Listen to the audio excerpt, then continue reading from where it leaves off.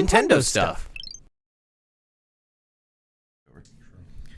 Hello, welcome to Nintendo Stuff. My name is Brandon Miracle. Today we're in person for the first time in a long time. Wow. I'm joined by Paul Anderson, Logan Welliver, my cohorts, as well as our good friend Santi, and friend of the show, David RDW. Hello. Why don't, before we get started, why don't you guys plug your stuff? Let us know where they can find you. Yeah, plug that stuff. I don't really have anything because I'm off of social media for the most part. So, David. Ooh. Hashtag shameless plug time. My name is David. Get up on that mic. Get up on that mic. Get up on that mic? Yeah. Get up in there. My name is David, and I am on YouTube and Twitter over at CommonRDW on both YouTube and Twitch. You can also follow me on TikTok at DavidRDW. That's DaveEedRDW. Thank you so much. All right, that concludes the ASMR portion of today's show. So it's been a while since last week, and a lot of stuff has happened. Namely, on Tuesday, we've got Super Smash Brothers Final Sakurai Presents. Scared. I know. Definitely worried about that. Oh, we also have Super Smash Brothers Nickelodeon version on that Right. same day. Well, it was delayed. Yeah. But yeah. And Sylveon's getting a Pokemon Unite that day. Oh, And the physical version of Monkey Ball drops that day. this is too And much. it's a Tuesday. Monkey Ball for Smash. We figured I it can't- out. This is too much for a Tuesday There we for go. me. It's the most busy day in gaming I think we've had in a long time. I'm just still anxious for 3 days after that. So. Oh, Dread? Mm-hmm. Yeah. It's out like that. Oh my god. Would you say you're dreading it? No, Hey. I'm relishing on the hot dog of hype. The hot dog of hype. That's incredible. Other stuff we got coming up. Switch 4K rumors are back again because they never go away. Oh, but Nintendo said they never that's will. not true. You're right. They did say that's not Nintendo true. never lies. It doesn't matter. They never tell us things aren't true when they're not or are. It's to ease the investors' worries. Right. That's really all it's for. And I think they have a report coming up, too, which is probably why they were so aggressive about it this time. But before we get into that, I do want to talk about what we've been playing. David, I'm going to start with you. Let's see, what have I been playing? I've been playing a lot of Pokemon Unite. Pokemon Unite is actually a very fun MOBA, the Pokemon MOBA. Have you guys been playing that at all? Did you guys try it? I've played a couple hours of it, but not much. Not your thing? I'm increasingly adverse to free-to-play games. Yeah. There are very, very few free-to-play titles. I mean, outside of like some mobile stuff, but like the only mobile game I've been playing recently has really just been Microsoft Solitaire, which I have premium for through Game Pass, so I don't have to deal with ads or anything like that, which is nice. Yeah, Pokemon Unite in terms of just MOBAs in general or free-to-play games is actually pretty good. Like I got to round up a good amount of friends, and we usually have like a 4 or 5 stack of people playing it at the same time. So in comparison to like League of Legends, more people are willing to jump into Pokemon Unite over that. So that's been fun. What else? I've been playing Ali Switch Stance on Switch, and I have a personal goal. I want to 5-star every level in those games before Ali World comes out, so I am raging most days. Yeah, that's pretty much what I've been on recently. All right, Santi, what about you? A lot of fighting games. I'm not A lot. surprised. Don't be surprised at all. No. I've been doing a lot of jumping around between the different Street Fighters lately just because I'm like really into Street Fighter right now. Normally I'm really into like the high-paced like anime fighters and stuff where like you can cancel all of your attacks into everything, but Street Fighter is a much more like methodical, slower paced game where like it's like heavily footsies based. Everything is like a bit slower and unsafe, so you have to 4 and 5 and a bit of Third Strike because I actually really like Third Strike.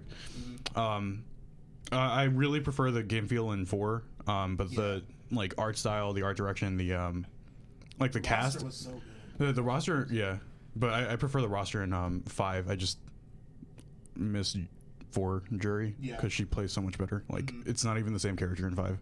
Otherwise, it's been a lot of Smash and Tetris because I've been going to the gym, and they have these hydro massage beds, and like there's like a little screen that you can play games on. So I've been playing a lot of Tetris there, and then because of that, I've been like playing Tetris on my phone, on my Switch, and like I've had this weird obsession lately because of it. And that's about it. Logan, what about you? So it's been a mix. I've actually been playing a lot more Tetris as of late too, but part of that draw is so Jacob Geller, one of my favorite YouTubers, does some really, really solid video essays. Had a video where one of the things he touched on was Tetris Effect, both the Tetris Effect and the game itself. And I was like, okay, well, it's on Game Pass, so I'm gonna boot this up. It's been a while since I have, and when I booted it up, it also booted up Steam VR, and then I was like, wait a minute, I don't think I've ever played this game in VR before. And so I've just been playing Tetris Effect in VR. Mm-hmm. Nice. What a trip. Especially for someone whose like attention span is just like non-existent, right? So you get in the VR headset and there's no distractions. I'm just like totally into it. It's been great. Outside of that, I've been playing, we've revisited Valheim a little bit. And then I've been really into stealth games. So I've played through all of the missions in Hitman 1 and Hitman 2. Nice. And then I've been replaying those and then me and my siblings also started playing Origami 2, which is also on Game Pass. Really like quick paced, but the stealth action kind of thing, it's just really satisfying. So. Nice. And Paul, what about you? So please don't judge me for this. I will. I started playing Bioshock after over a decade of it being in my library. We've all been there. It's okay. I definitely I might have started it like access one to other it. time, but I finally just like decided, oh hey, I am going to play through Bioshock. Do you like the franchise in general, or just the first game? Probably the franchise is like Okay. all of it. Yeah. Because all of it's been in my Steam library for like probably close to a decade, or I don't know when Infinite came out, but like I've only played Infinite, but yeah, Bioshock 1 was terrifying back in the day for me. Like that was just the splicers and the vibe is just ugh. I think that's the reason why it sat in my library for as long as it has, because I don't really care for spooky that much. I feel like the first one is a lot, like, it's a lot scarier than the second for sure, because there's like the whole dynamic of being just a regular guy, and then in the second you get to play as one of the big daddies, and it's like, okay, well, you kind of power through a lot of stuff, you The know? vibe changes so much. Right, it really does. I've been playing on baby mode, so it makes it a lot easier on me. I think only the love baby first mode. several hours of Bioshock 1 are really where it's spooky, because I think it just kind of... Because everything's so new, and you're like, Yeah. you don't know where everything is and how it works. Yeah. Once you kind of have an idea of what is a threat to you, it lowers a lot. That's true. I mean, after I took out my first Big Daddy on easy, I kind of stopped being afraid. It was also like the visuals of the first person where you like, what was it? You have like the injections or whatever that you do. Yeah. Like just doing that to myself in first person, I was just like, ew. Right. This is uncomfortable. Yeah. Also, I feel like first-person horror really like is well suited for the genre, because you've got that like limited field of vision, right? Yeah. Can't turn around as quickly as like say a third-person shooter or whatever. Like you don't have that space around you to view your surroundings, so it really like adds to that horror effect. Like, oh my god, I don't know what's near me. Well, like with third person too, it also separates you from the character. True. Where it's like in first person, this is happening to me. Right. Yeah. In addition to that, I also got the digital deluxe edition of Monkey Ball, Super Monkey Ball. Very different change in tone. Yeah. I'm on both ends this week. I think it's equally scary, to be honest. I actually never played that growing up either, so this is like my first time getting to experience it. God. You Oh my guys, god. Monkey Ball is the Dark Souls of arcade games. I played the heck out of Super Monkey Ball and Super Monkey Ball 2. I don't think I've actually ever beaten all the stages because like some of the Because stages, you love yourself. it And gets then really two to six, yeah. difficult. And then it's like a matter of like, okay, I'm playing the same level like 50 times and then getting lucky once, That happened to me a lot so far in just like the 1 hour I played it. Yep. Satisfying though. And then I think a big hit for us last night was Cruisin' Blast. Oh my god. We Games I've ever played. in we my played it game after life. you left. Oh, rip. Yeah. Sorry about that. That's okay. We can play it again today. It's 'cause a trip. Like, Yeah, David, I think you had a visceral reaction. My asthma flared up. I was laughing so hard. I've never seen a unicorn do a full-on barrel roll while racing against a helicopter, also doing a backflip while also like it was ridiculous, bro. Like that game had no promotion, but all you need to do is just show someone a 30-second clip, and you're like, I'm in. Yeah. You could race as a Triceratops. Like that sold me. Like I opened up the eShop as soon as I saw Triceratops was like option. School bus versus Triceratops versus fire truck versus UFO. Yeah, honestly, once I it kind of settled in that this is the same series that has been in arcades for forever, and that me and Brandon actually played not too long ago when we went and visited Round One because they have some of those machines there. So yeah, I wanna play that. I'm sad that it kind of just flew under the radar. I feel like it really needs a little more attention. Yeah, but that's just kind of the Cruisin' series in general, I think. Yeah. So, like, the first 3 games are Cruisin' USA and Cruisin' Exotica and Cruisin' World. I had USA and Exotica on N64. They're not nearly as zany as what they're doing with Blast, but you can definitely feel the DNA of those original games in this one. The game feels really good. Like, as much as it is like just a total meme, like it really genuinely feels really good to play. 4-player local too, with all that stuff happening on screen. Yeah, Like your poor Switch was burning after it was hot afterwards. It went well. I mean, it was also struggling a little bit with some of those 4-player mini games on Monkey Ball. On Monkey Ball as well, especially the simultaneous ones. That proved to me why Monkey Ball didn't have 4-player main game. Oh yeah, it just wouldn't work. I doubt it would. Yeah. But yeah, Cruisin' Blast is really fun. It's awesome because you can unlock new cars by collecting keys in every level. There's 3 in every level. But you don't have to just do it in single player. We found out that when we were playing multiplayer that the keys are still spawned on the map. We're all collecting money individually, and that gets added to the money pool. Mm-hmm. And then you can spend that money on upgrades for specific vehicles, buy new vehicles, and you can spend your keys on new vehicles. So we made a lot of unlock progress in just the 1 hour-ish we played. Mm-hmm. But yeah, definitely recommend it. I think this game is probably going to end up going on sale, just given the fact that it didn't really make the biggest splash, but it's getting reviewed really well. So if you catch it on sale, I'd definitely suggest picking it up if you like local arcade weird racing.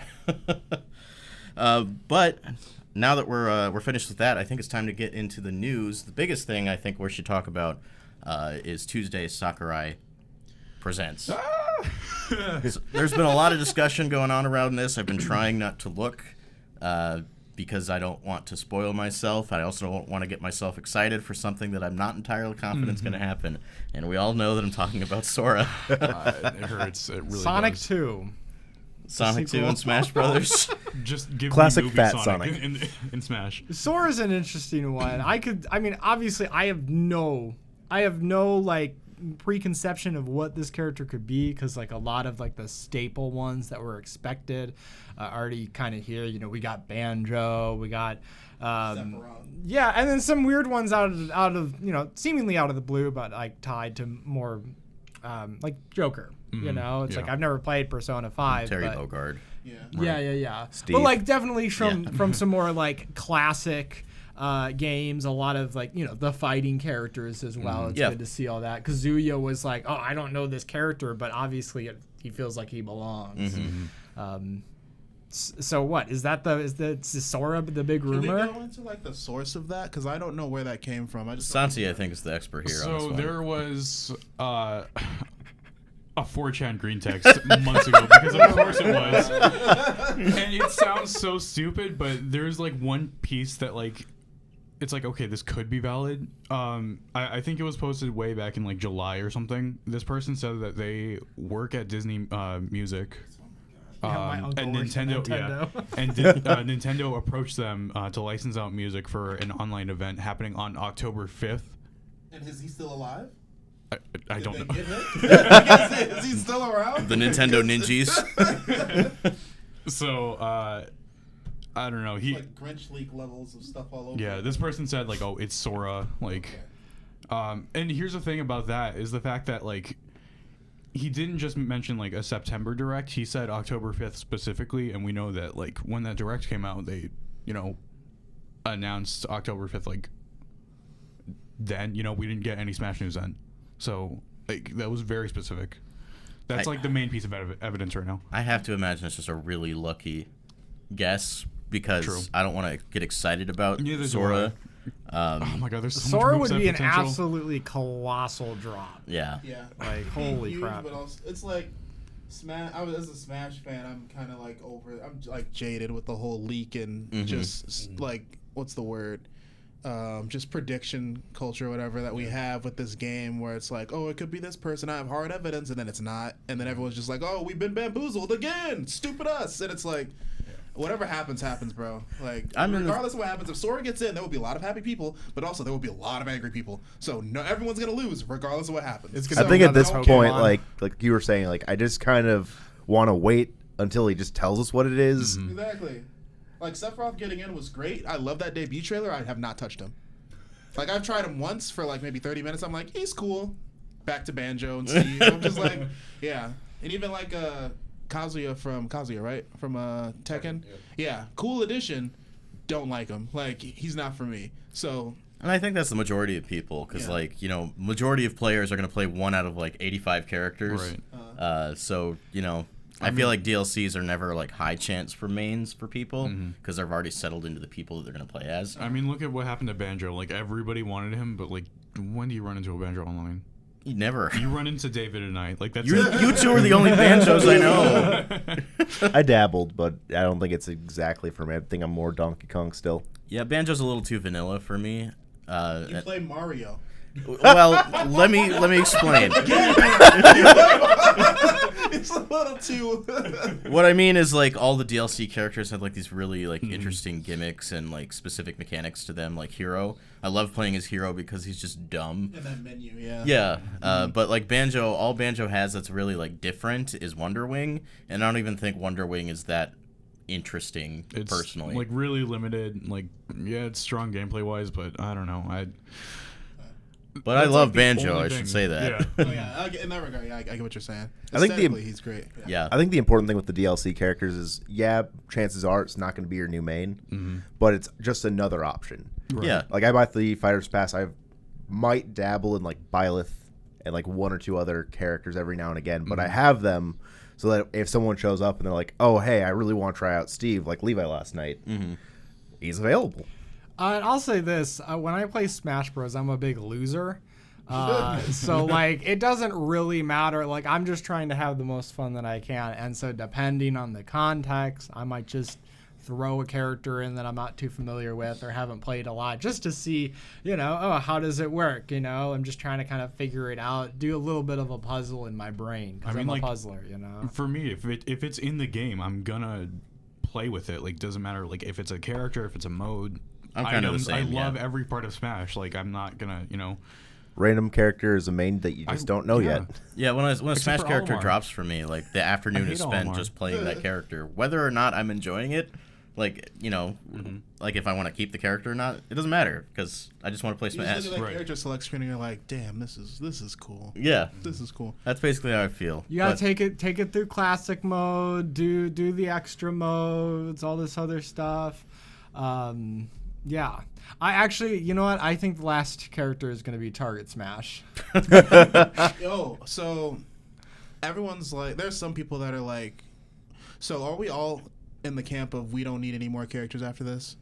I mean, there's so many characters. How Well, many we can fighting stop, games? right? How many We're- fighting didn't games need- have I didn't this need a many second Fighters characters? Pass. I would have been Yeah, fine without I that. was satisfied after the first one, but There are still characters that I would like to see in the game, There's but like always room for I'll more. always take more if they're willing to give. But like I'm good. They were to This stop. game is full. If anything, I'd be like, yo, add more modes now. No, Like, here's put how I Smash see Run it. in Here's this. how I see it. As I see like down the line, we get like a Switch Pro or a Switch 2. And then we get like a Super Smash Brothers Ultimate Deluxe. Like full all caps. And then they add more characters on top of that, maybe with Sakurai's input or not, it does specifically say this is the final Sakurai Presents for Super Smash Brothers Yeah. Ultimate. So I mean, Yeah. you never know. There's So- a joke in the yeah. Devil May Cry community. So Dante's brother Virgil has traditionally always been like an addition as a playable character in every like re-edit or like second iteration of a game. Always, yeah, special edition. That's literally what it's called. So everyone's saying that he's going to come out in Smash Ultimate Special Edition, and since it's already called Special in Japan, it's going to be Smash Special Ultimate Edition. We're getting Virgil. It's a dumb joke, but I find it so funny. So Japan's going to get Special Ultimate Edition, and America's going to get Ultimate Special Edition. Yep. Yeah, because we all know Nintendo just loves to make dumb jokes so they can release new games. I kind of want to follow up on what David said, because I'm also of the same mind that I think extra modes at this point would be more interesting. Yeah. Because like Santi, I'm the kind of person that just likes to interact with the entirety of Smash Brothers. Mm-hmm. I'm not just like a 1v1 all the time kind of player. I liked World of Light. I know I'm the minority in that. Smash Run's fun. Target Smash. I love all that kind of Bring stuff. back Target Smash. Yeah. So like I know Sakurai said, like, I think it was around Character 2 that that was the last mode he was going to add with Home Run Contest. But do you think there's room for more? I mean, I always think there is room for more, whether Nintendo is like, oh yeah, this is absolutely something we need to add to the game. Like, what I'm expecting from Nintendo is that on the 5th, we will get the Sakurai Presents, we will get presented with the final Smash character, and then that'll be it. That's it. You think Smash so? Ultimate is think just so done also. with content. Honestly. I think, we do see like other things happening like this month, and something that I keep forgetting about is that we're getting an Animal Crossing Direct and a huge content drop. We're getting Brewster and for a game. Smash. And yeah. So I think for something like that, obviously, we had this whole COVID situation. We still have this whole COVID situation. Everything kind of got slowed down, and so a lot of that extra content just kept getting pushed back. That said, like in the case of Smash Brothers, like when Fighters Pass 2 was announced, we weren't in COVID yet, but they had initially announced that'd be finished by February 2022. And they're like super ahead of schedule. I don't know how they managed that. Yeah. I mean, it also might be because, maybe they gave themselves extra time. Like a buffer period. Yeah, like, if you give yourself like an extra 6 months, but it doesn't take you that extra 6 months, are people going to be happier that they got it sooner, or jumping the gun and saying that like, oh yeah, we're going to be finished 6 months before we should actually be finished, and then people being disappointed that like not all the characters have been released. Maybe right? Sakurai just needed to work from home. No, absolutely. That was the secret Absolutely. sauce for Sakurai. Joke's on you. They're actually releasing the final character in 2022. We're just In getting, February. Yeah, we're getting the announcement There is now. also still the Game Awards, and Jeff Keighley loves that type of stuff. That's true. Like, Oh my god, no, the final character is actually 100 characters in one. No, 101 characters. The wonderful We're getting 101. 101. yeah. The imposter, Just, like, really but with tiny. the You Jeff can't even Keighley see him. mask. I would actually probably cry if that happened. Give me Jeff Keighley content in Smash Brothers. Yeah, I think also something that I've come to get really excited for with these Smash reveals is the Mii Fighter costumes. Yeah. Like, he's put in some really cool Mii Fighters this year. Like Sans. We got Vault Boy from Fallout. It's so weird. Just lots of really cool picks. Asian too. Yeah, so I think there'll probably be one final special Mii Fighter that comes with like a music track, and the model is quite literally just the character. So if we got one of those, who would you want? Gosh. Hollow Knight. Hollow Knight's a good That'd idea. be cool. Yeah, that's an easy sword fighter outfit right there. Yeah. Any over here? I'm gonna let you say what you're thinking because I think it's way better. Oh, okay. So like, I was thinking last night. I had this conversation with Santi. If Sora gets added to Smash Brothers, the perfect Mii Fighter outfit that they could add is King Mickey with a Keyblade.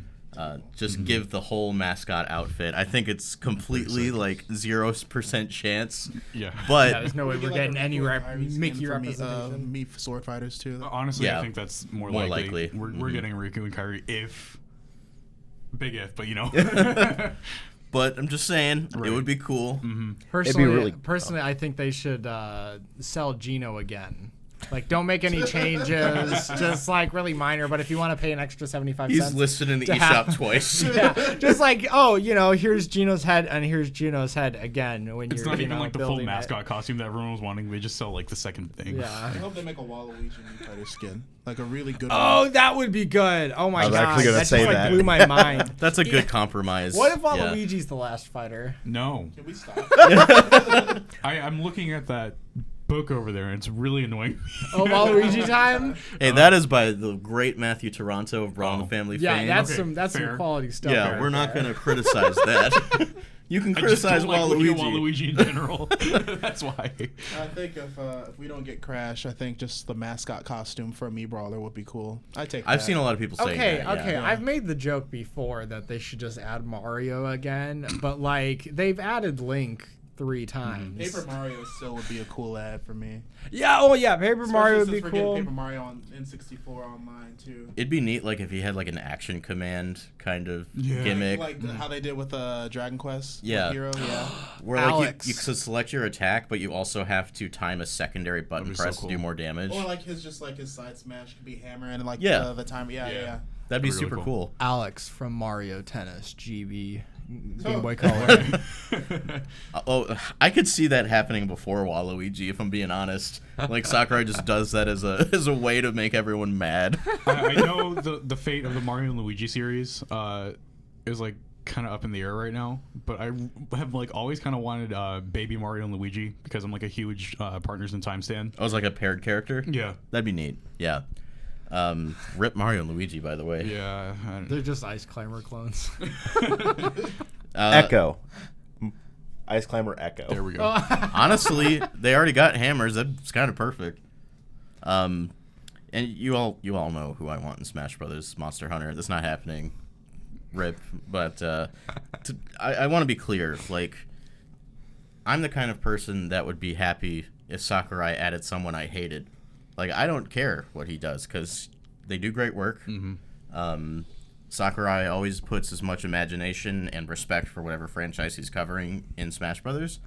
So if it could be something I've never heard of or I don't like actively, and I'd be fine with it because he's gonna make it interesting somehow.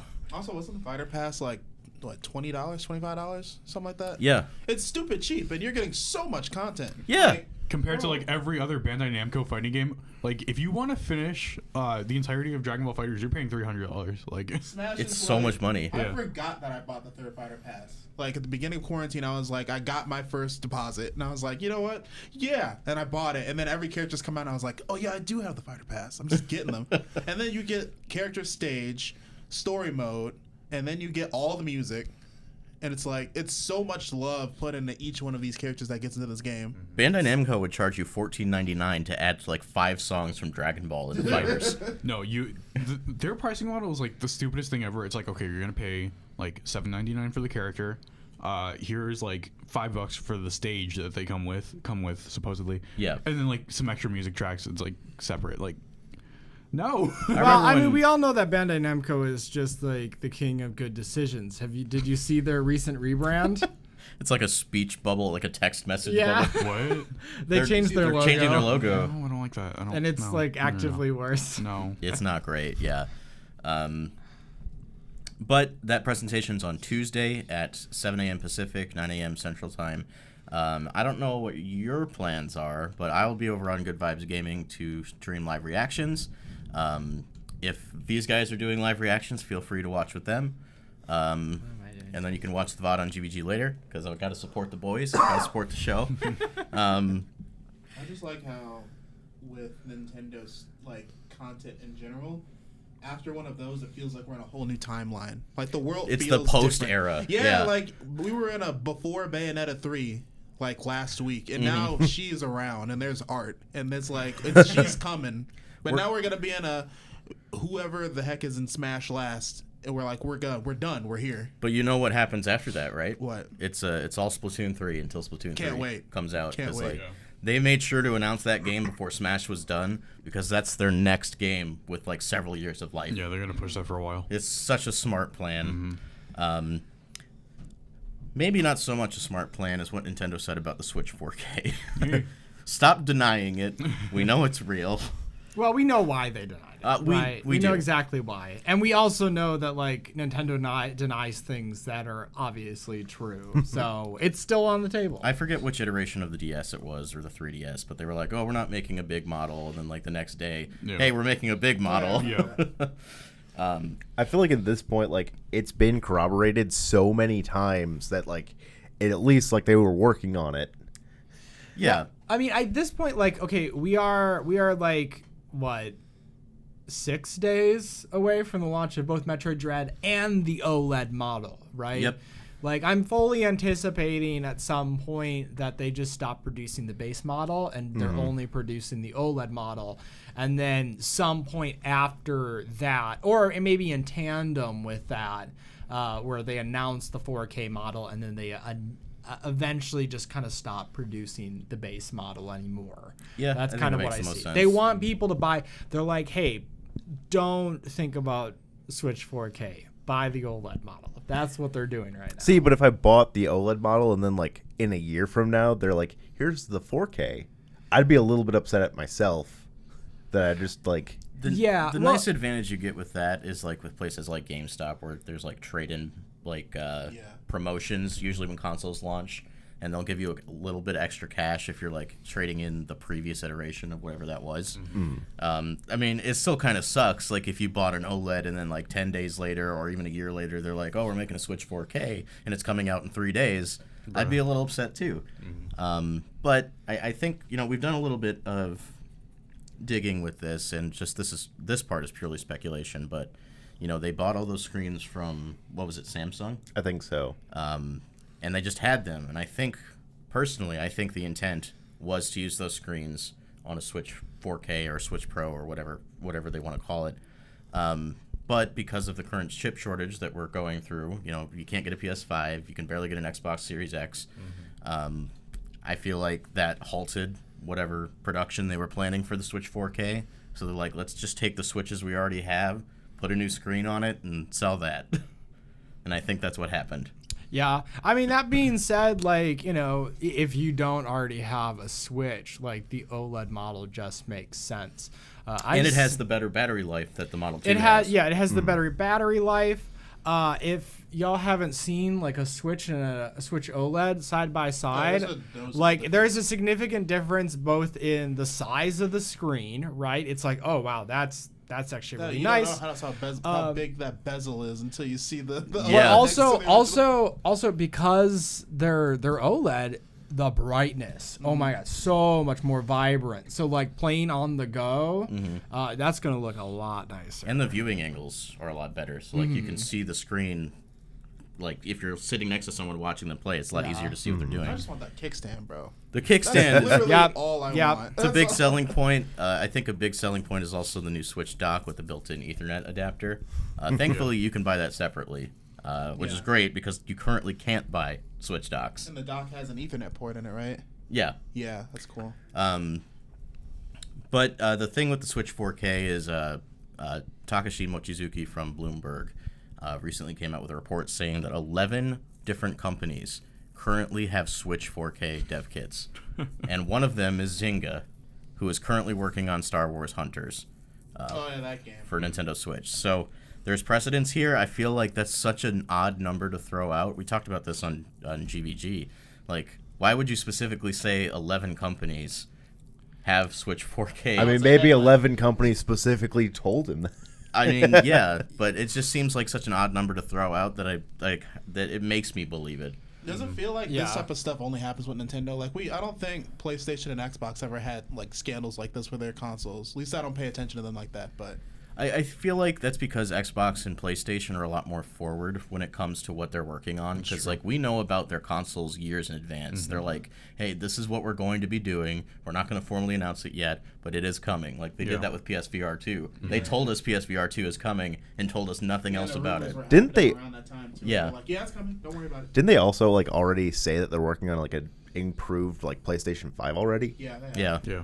So I feel like that's why we don't get that with I them. swear Secretive, yeah. They like soft announced the PS5 in like 2017 or something. I swear, like those rumors, like were coming out like way I back mean, then. so like even if like this whatever iteration of Switch 4K, Switch Pro isn't necessarily true, or if it's even like 3 to 4 years off, like I think it's just like good to know that no matter what, these companies are always working on the next thing. There's always, here's new design documents, here's some new prototypes that our hardware teams are just kind of throwing together and seeing what works and what doesn't work. Modifying dev kits as is, adding new parts just to see like, okay, what's the next thing we have to do? Like the R&D process is just ongoing perpetually. They always start developing the next system right around the launch of whatever that current system is. Nintendo's always been pretty forward about that. So if you didn't think Nintendo was working on something when the Switch came out, they are. That's just what they do. When it comes to Switch 4K, do you think that, because like with Nintendo fans, it's like we've been conditioned since like the Wii to be like, we're behind graphically, but the gameplay's still there. Yeah. But now it's like more than ever before.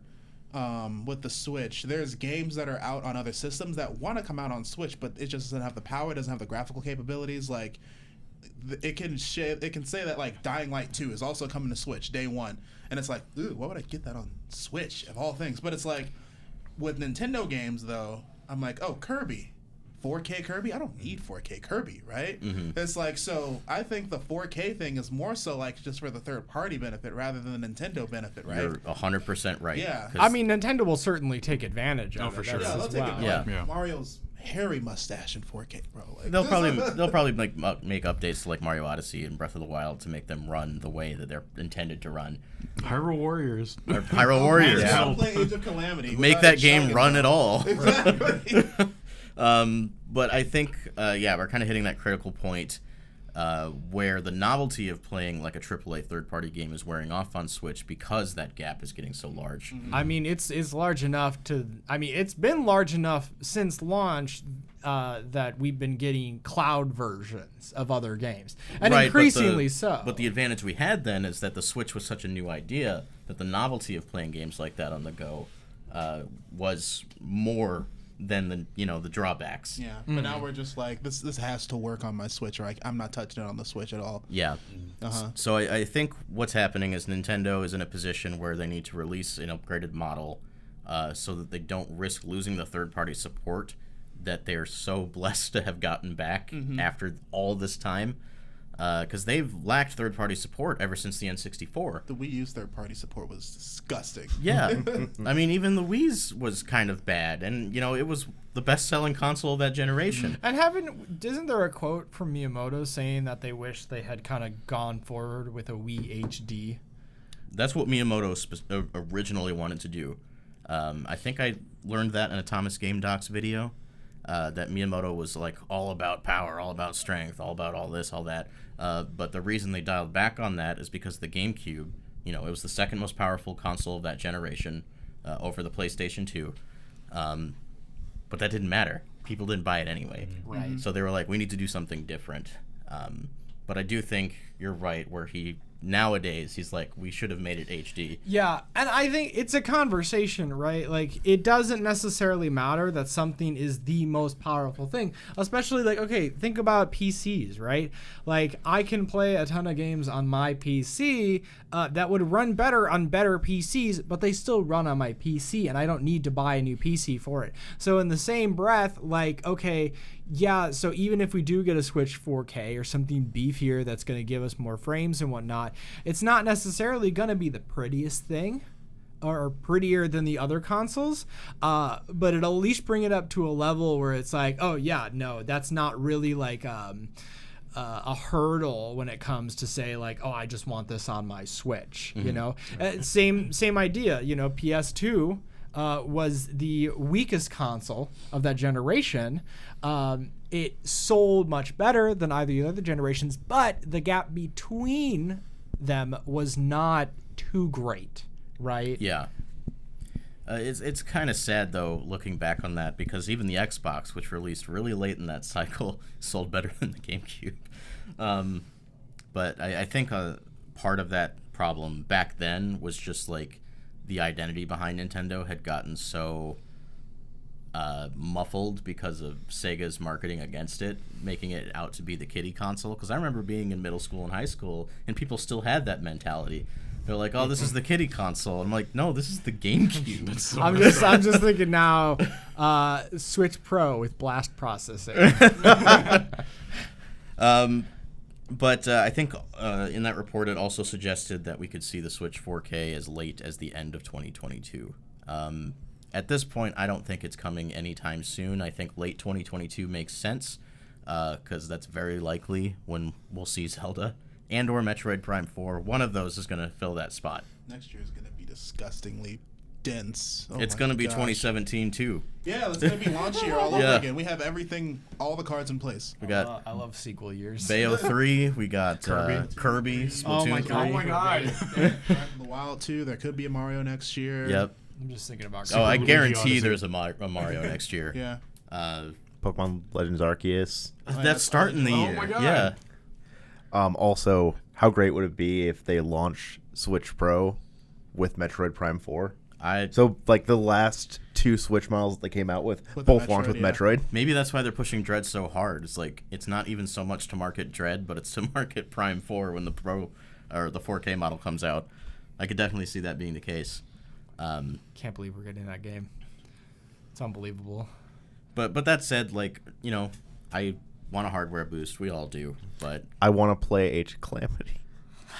I just want my games to run. it has a co-op mode, and Michaela and I played like 3 missions, and she was like, "Do you want to play this by yourself so it doesn't look like crap?" And You I get said, 2 frames. "Thank you." She actually offered me. I didn't want to say anything because I didn't want to hurt her feelings, but she was like, "No, go ahead." And I was like, "Thank you." But yeah, it needs to happen, hopefully, in the next year or so. But that's not all we got today. We have Monster Hunter, because we just recently had a Monster Hunter Spotlight at TGS 2021. In the Nintendo Direct, they announced Monster Hunter Rise Sunbreak, which is the massive Master Rank expansion to the game. And for those of you unfamiliar with kind of what that content looks like, I know Arlo did a video and he didn't seem too clear on what it was. Despite being a big fan now because of Rise, Monster Hunter Rise Sunbreak is going to double the content that is currently in the game. It's going to add a new rank above high rank, so even harder monsters. This is the true endgame content for the most hardcore players. You fight all the monsters again.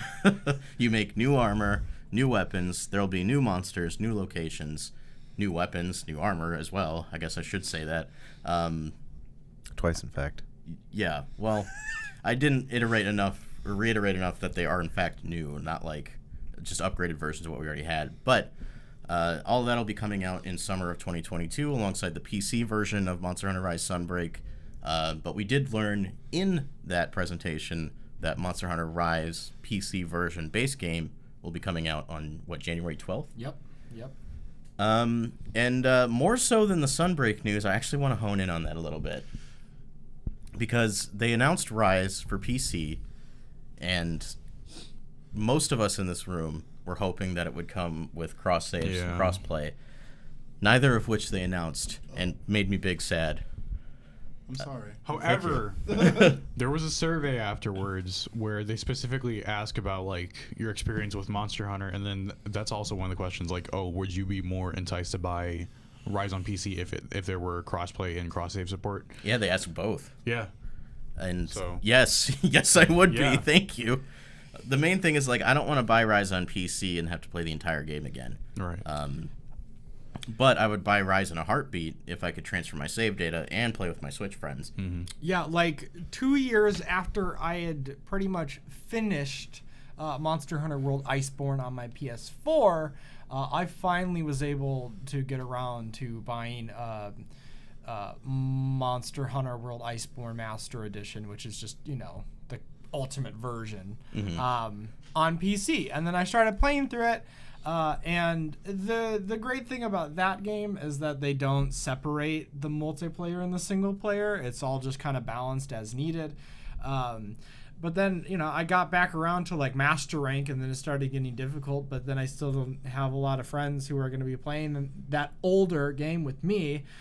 So like, you give us cross saves right off the bat, for Rise on PC, and all of a sudden I'm like, okay, it's much more plausible that's going to be a day one buy for me, because again, I don't have to catch up anymore. I'm just using all that data.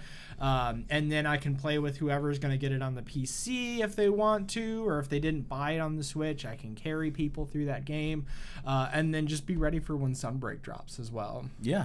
I think this would be great. Capcom hasn't previously done this with any Monster Hunter that was, I should say, cross-publisher, because, like, on 3DS and, like, past Monster Hunter games, when the new version came out, it was on the same console, and you could just forward your save data to the next entry. But because this is coming out on a different platform altogether, that's not as easy to do. Right. But I think it would be an easy sell for a lot of people who have Rise on Switch and would rather play it with actual HD visuals and 60 frames per second. Because as much as I love Monster Hunter Rise, it runs at 30 FPS. I think it like hovers between 720 and 1080p, somewhere in there.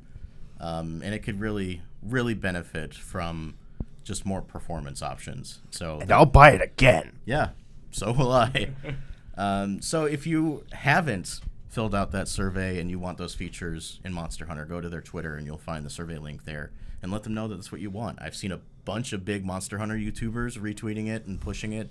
So I think there's a good chance that come January, this will be a feature in the game. At the very least, by the time Sunbreak comes out. It seems like a no-brainer. Like, the only hurdle I can think of is just all the extra cosmetic DLC that they want to sell. Right. So if they do that, I'm not expecting that some of that information carries over if that's the case. But even if it did, they would need to establish some kind of Capcom account system that's separate from Nintendo and PC to unify those together. Yeah, and then but I could also see them being like, oh yeah, your cosmetic DLC does not carry over. Like all of the core information. And all of the stuff that you've built in game that's just available through gameplay functions and the structures that are there. But then being oh yeah, if you want this particular thing that you had to pay $5 for, you just have to buy it again on that platform. I could see them doing that, which would be BS. But I could see them doing it. Yeah. But the difference would be, it's okay, I think there's probably 100, and if you're buying the packs, there's probably $150 of cosmetic DLC. There is a lot that you could buy. But that being said, if they don't have the cross saves, I'm probably not going to buy it at PC on launch, and I'm probably not going to pay $60 for it. But if they have the cross saves, there's $60 that they weren't going to get from me. Yeah. So I think there's a good chance that this is going to happen, but I do agree that the cosmetics are a hurdle. And right after we got that initial trailer, that was the main thing. Is they were advertising the cosmetics that we got at launch with Rise on Switch, and I was like, oh, they're selling this separately. There's no way we're getting cross saves now. But apparently that's not entirely true. So hopefully that pans out. But in addition to that, they said we were going to get some Sunbreak news. We barely did. The main thing is they said we're getting new locales. They said that locale we saw in the original teaser is in fact one of the new locales, kind of like Gothic European. And what's the monster's name? Melzano. And he's kind of vampire-ish, so that's definitely the theming that they're going with. Well, and I was thinking about this too, because a lot of the different monsters will have similar rigs depending on the type of monster they are, right? Yeah. Like Rathalos and Rathian. Whereas Nergigante and why am I blanking on the flagship from Rise? Magnamalo have the same rig, right? And I believe they share it with Zinogre as well. Yeah. Oh, wow. So I'm kind of seeing the same thing with Iceborne and Sunbreak, because it looks our boy back here, Velcana. Yeah, that they share a rig. It's just their posture is different. Yeah. So I really, really like how they kind of just like put Malzeno's like neck kind of up, like kind of a little bougie. I don't know, a little stuck up, but also Just like Dracula. haunting because like Basically. you can obviously tell like this is a vampire, right? Yeah. And that's super cool. And then they also revealed a returning monster, which is really cool. It's Shogun Senator, which I can't recall that I've ever fought before. I think I fought Shogun in. Yeah. I might have fought Shogun in Ultimate, in Generations Ultimate. Is it in there? I think Okay. it is. I mean that game has a Basically everything. massive collection of monsters. Because I fought Hermitor and Daimyo Hermitor. Yeah. Um, Well, Hermitors are the little ones. Daimyo Hermitor is the actual big monster. oh, and then there's the blue version of it that I. It's Plum Daimyo Hermitor. Right. So it's based on the same rig as Hermitor. It's basically the same monster, but the difference with Shogun is rather than like traditional crab claws, they're like what, scythes? Yeah. So the reach is a lot longer. And I think I've seen people say that it's going to do bleed damage. I'm assuming that's the case in Oh, Generations. that'd be nice. Yeah, because that's currently not in the game that I'm aware of. If they bring back bleed, I'm just thinking of all the other monsters with bleed they'd be bringing back as Ceregios. well. Odogaron. Odogaron, yep, definitely. I like fighting crabs. I just wanted to throw that out there. But it's nice to know that they're bringing back bleed because it was a weird omission from Monster Hunter Rise. Because I think, does Rise have slime in it? Or blast damage, rather? Oh, Rise yeah, it has does, blast, because yeah. Teostra's in the game. It just doesn't have like. Isn't Brachydios in there too? Yeah, I think it functions the same. Yeah. Brachydios isn't in... Brachydios is not on Rise. Yeah, I don't think he's in Rise. He's in World in Iceborne. Yes. So yeah. I played a bunch of World right before Rise came out, so Oh, that's probably why. Yeah. And also, like, there's so many Monster Hunter games, it's hard to keep track of who's in what game and where. Yeah, that's why we have wikis. That's what I'm looking up right now. give me that Shogun's spreadsheet. last appearance. Yeah, so Shogun originally was in Monster Hunter 2. Okay, that's what I and thought. it was in Generations Ultimate as well. Okay, good to know. I was gonna say Generations Ultimate, if I remember correctly, had just about everything that had been in the franchise up to that point. That's why it was Ultimate. I think it was like missing some monsters like Lao Shen and like the big floaty dude from Monster Hunter 1 and 2, the weirder Elder Dragons that have never come back. But a lot of those like final boss Elder Dragons, like the super bosses, I don't think those ever go forward. Like, I think Elatrion might be the exception to that in Fatalis. But like... Yeah, but those ones are like monsters, not like the like Zora Magdaros monsters. Or Dalamadur from Monster Hunter 4. Or what was the one from 3 that was Gen? like squid? Yeah, Gen Moran. There's also Dire Morales, the final boss in 3 Ultimate, which I don't think has ever come back. It may be in Generations Ultimate, I'm not sure. Yeah.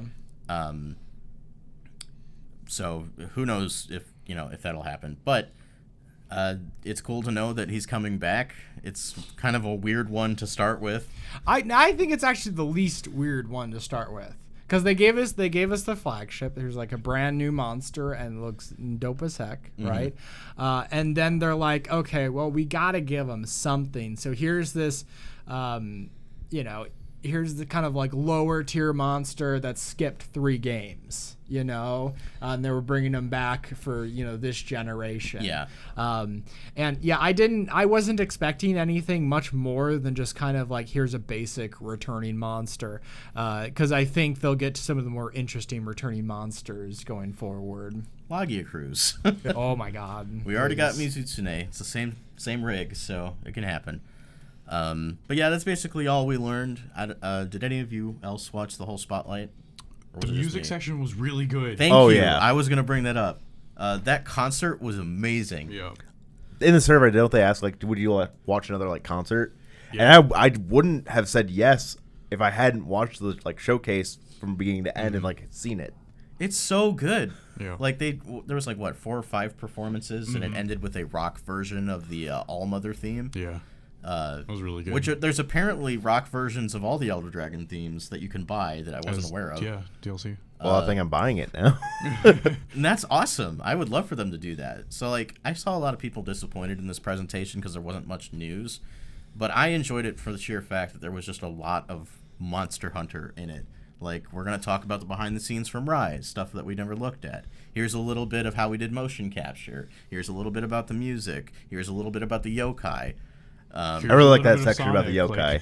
Yeah, that we learned that there's yokai inspirations from monsters in previous entries, which I didn't even know. All the way back to the first gen. Yeah, I had no idea, so that's cool. And as Santi mentioned, there's a Sonic the Hedgehog crossover. They didn't show it off, but, you know, that's pretty cool. It's nice to see that coming back since, like, For You? For You had a Sonic Palico outfit. I loved it. It was so awful. It made this, like, terrible Sonic jumping noise constantly. It was really, really aggravating. It's awesome. I loved it. And your Palico would get, like, stuck on the geometry, and it would just keep jumping. But what's interesting about that is that's the first collab that they've announced for Rise that isn't just a Capcom That's rep. true, yeah. So that does confirm that at least in Master Rank, we'll start getting content from companies outside of Capcom, which is I great. hope we get more Sega soon. I hope we get Square Enix at some point. Like, I missed out on the Final Fantasy 14 stuff in the previous game, but I don't know. I don't. FF16, FF15. I want some Nintendo stuff, at least exclusive to Rise, and maybe they could do something exclusive for PC to counter that. I'm still thinking about that Final Fantasy quest in The in Behemoth, World. the one that we never garbagely beat. difficult Behemoth quest. There's Levi and I beat it. There's Sounds literally about like yeah, Behemoth. because you are only 2 people. Yeah.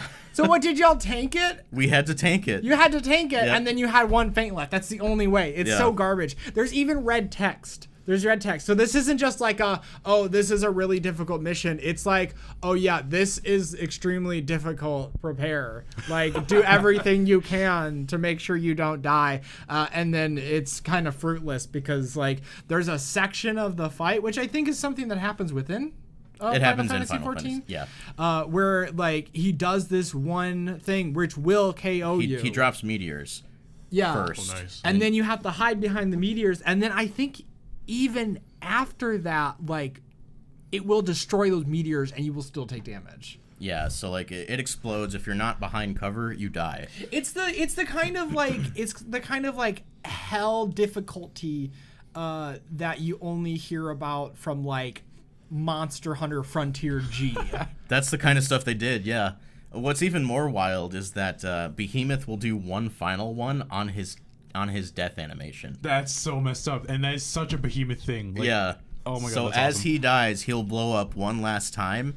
So if you're not near a meteor to hide behind, you'll fail the quest anyway. I'm not playing that, but as a Final Fantasy fan, that like makes me so happy. Just to hear that he's the hardest fight in the game. That's awesome. It's so garbage. It's super fun though. At least after like the 7th or 8th time, you know, it starts to get a little aggravating. But yeah, the only way Levi and I beat it was just tanking it as a 2-person team, and even that was hard. Oh my god. So we're getting safe for Sephiroth as like a boss fight, right? In Monster Hunter. No, I could see His final Sephiroth form. being like a character with his own quest line. That's what they did, They did with The Geralt. Witcher, yeah. Oh, that's cool. Yeah, like you do this and you become Geralt, and then you Nice. like hunt the Leshen. And you weren't just dressed as Geralt, you were. Oh, that's really Yeah. cool. That's really cool. And then if you beat the Leshen as Geralt and did all the extra stuff in that quest, you unlocked a secondary version that you could play with a team as a regular Monster Hunter. Huh. So they could definitely still do stuff like that. I've always wanted a giant Yoshi Monster Hunt fight. Or Ridley, something okay, like that. you don't have to wait for that. If you get the PC version of You just Monster mod Hunter it. World, there is a mod that turns Devil Joe into Yoshi, complete with sounds and visuals. Oh my god, that's amazing. I'll have to check that I out. want to play as Sephiroth, and the entire quest line is you just burn down Kimura. I do want to talk about the last Capcom collab that they announced, though, because it's really cool. It's Arthur from Ghosts and Goblins. Yeah, that's really cool. I was really happy to see it. Yeah, and he like they changed the art direction specifically for him, so he just looks like Arthur. It's really Yeah. cool. And when you throw kunai, instead of throwing kunais, He throws the swords. Yeah, he throws the swords, the lances. I love when they do stuff like this. Like Yeah. they added the one before this was I think Akuma. and his deal is that he's got dual blades, but they're invisible, so it looks like he's punching instead. Mm-hmm. It's so neat. Was it dual blades or sword and shield? I think it's dual blades. Okay. I could be wrong. I actually haven't unlocked him yet. That's something I want to do this weekend. Gotcha.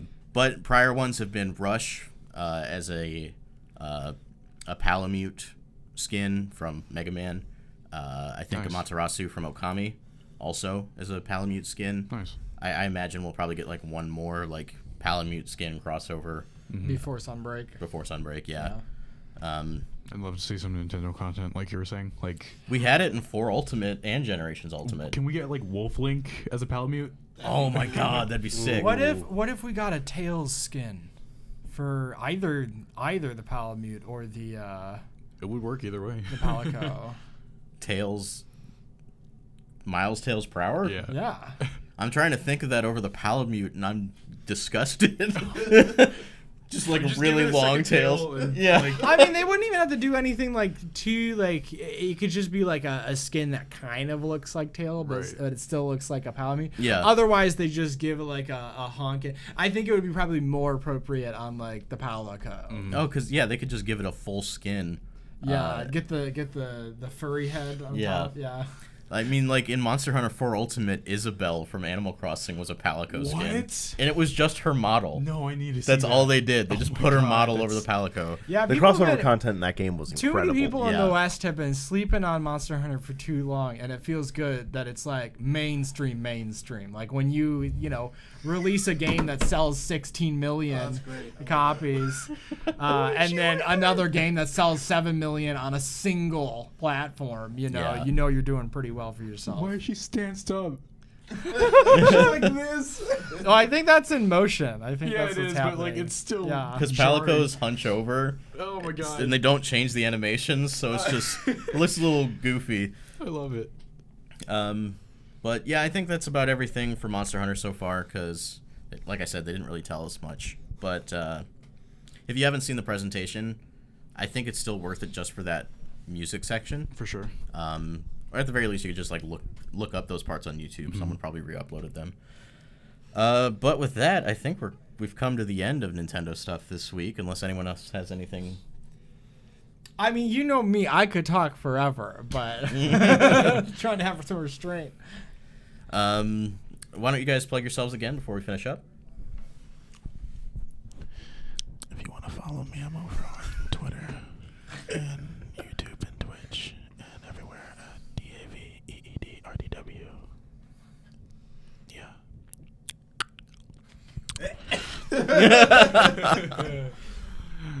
Don't look for me. And as usual, you can find us on Twitter at Breakroom Arcade. Though, if you really want the news, you should probably just follow one of the three of us. Follow me at Merrileaf _. Follow Paul at Gunnysaurus. Follow Logan at Loggy Doves. And join our Discord server. There's a link to that in the description if you want to chat with us. Support us on Patreon if you'd like. We don't ask you to do that, but if you want to do that, that'd be great. Subscribe to the channel if you're new here. Like the video if you liked it. And until next week, I think we are officially going to move to the weekend once you start, right? Yep. Which, the 18th, I forget where we're at now, so it might be like a week or two, but... Okay, so later in October, we'll be moving Nintendo stuff, I think, to Saturday mornings. Nice. Yeah, it's finally great to have you on the side of the living. Oh, yeah.